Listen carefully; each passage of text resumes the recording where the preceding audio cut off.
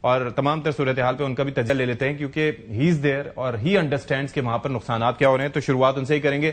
حسین بہت شکریہ بھائی. ایک تو آپ کی خیریت ہم نیک مطلوب چاہتے ہیں, دوسرا یہ ہے کہ ذرا بتائیے گا کہ آپ تہران میں ہیں, صورتحال کیا ہے, نقصانات کا کیا اندازہ لگایا جا رہا ہے, کتنے نقصانات ہو رہے ہیں؟ کیونکہ مجھے اگر یہ کوئی کہے کہ ہم نے 5,000 یا 7,000 جگہ پہ ٹارگٹ کیا ایران کو اور جس طرح کا پے لوڈ وہ گرا رہے ہیں اندھا دھند, تو ظاہر ہے یہ بڑا کنسرننگ ہوگا. تو یہ جو نمبر ہے کہ جی 1,300 سے 1,500 لوگ شہید ہوئے ہیں, تو آپ کو لگتا ہے کہ یہ تعداد کم بتائی جا رہی ہے؟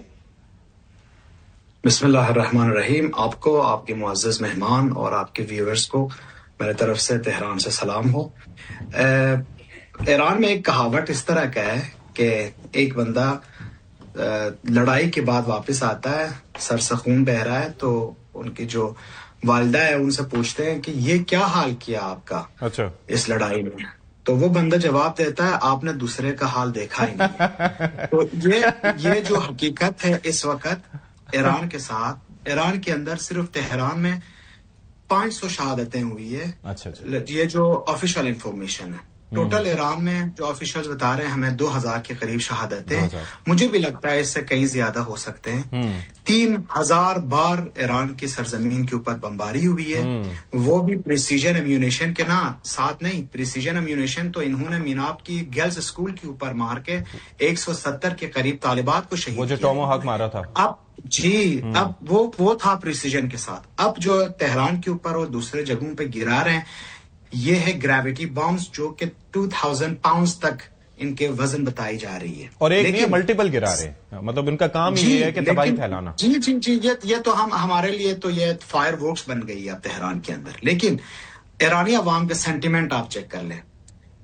3 گھنٹہ پہلے انقلاب اسکوائر میں ان کے شہداء کی تشییع اور تدفین کا سلسلہ اسٹارٹ ہوا. انقلاب اسکوائر سے آزادی اسکوائر گاڑی میں آپ کو 15 منٹ لگتے ہیں پہنچنے میں. اچھا, وہ پورا ایریا بھر گیا ہے. عوام کے جذبات کو آپ دیکھ لیں. اس ٹائم پہ اتنے سارے لوگ سڑکوں پہ اور اپنے شہداء کے تدفین پہ آ رہے ہیں, جب اسی ٹائم پہ ایسٹ آف تہران امام حسین یونیورسٹی کے اوپر 3 دفعہ بم گر چکی ہے. آوازیں آ رہی لوگوں کو, اللہ اکبر کے نعرے بند نہیں ہو رہے ہیں اور اپنے شہداء کے تدفین کر رہے ہیں. یہ وہ قوم ہے جس کے ساتھ بہت ہی بڑی مس کیلکولیشن کی ٹرمپ نے اور اسرائیل نے. ان کو لگا کہ اگر ہم بار بار ان کے اوپر جارحیت کریں گے تو یہ بار بار بہت ہی ہلکے سے جواب دے کے جنگ بندی پہ اتریں گے. لیکن اس بار ایرانی قیادت, نیا سپریم لیڈر, ایرانی عوام اور گورنمنٹ نے یہ ڈیسائیڈ کیا ہے کوئی جنگ بندی نہیں ہوگی, کوئی مذاکرات نہیں ہوگی جب تک یہ ایک ٹھیک ٹھاک سبق نہ سیکھیں کہ بار بار ایران کی طرف غلط نظروں سے نہ دیکھیں, تب تک یہ جنگ جاری رہے گی. بالکل یہ بات صحیح ہے. لیکن ایک چیز مجھے ذرا بتائیے گا کہ جو صدر ہیں ان کے صاحبزادے کی جانب سے ٹیلی گرام پہ ایک سٹیٹمنٹ جو کہ سپریم لیڈر کے زخمی ہونے سے متعلق تھا, آپ اس کی تصدیق کرتے ہیں کہ ایسا ہے؟ اور وہ وہی پہلا حملہ تھا جس میں رہبر اعلیٰ کی شہادت ہوئی تھی, اس دوران وہ زخمی ہوئے؟ بالکل. یہ تو ہم تو پہلے دن سے کہہ رہے تھے ان کے پاؤں پہ شاید چوٹ لگی ہے اور وہ ہسپتال بھی گئے تھے.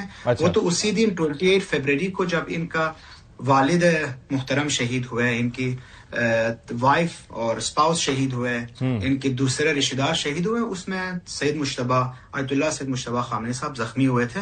لیکن ابھی الحمدللہ ان کے حالات ٹھیک ہے اور اسی لیے تو وہ سنبھال رہے ہیں اور چیزوں کو کنٹرول کرتے ہوئے آگے لے کے جا رہے ہیں. چلے ٹھیک ہے.